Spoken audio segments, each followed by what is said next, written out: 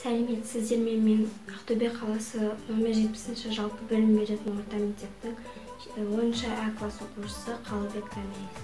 Менің сіздерге ұсынатын жобам этноауыл макеті. Этноауыл бұл баяғы заманға саяхаттап, өзінің көшпенділер бейнесінде сезініп, қазақтың өткен жұрнақтағы басынан өткен оқиғаларын басынан өткеруге жағдай туғызады. Этноауылға кіре бергенде қазақтың атақты ғұламаларының плакаттарын көруге болады, және де оның оң жағында демалатын киіз үйлер орналасқан. Ал сол жағында жәрмеңке, шеберхана, сауда үйлері орналасқан. Оның ар жағында сахна орналасқан.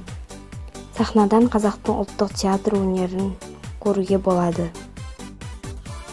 Бірнеше қатар тізілген ақшаңқан киіз үйлердің ара-арасына тақтайдай тегіс жол төселген, гүлмен көмкерілген көгал, ұлттық дәстүрлер көрінісін бейнелейтін жағалай орналастырылған мүсін ескерткіштер көздің жауын алады. Этноауылға кіре берістен басталатын қолөнер шеберлерінің қатар-қатар қойылған көрме-дүкен деуге келетін арнаулы орындарында не жоқ дейсіз.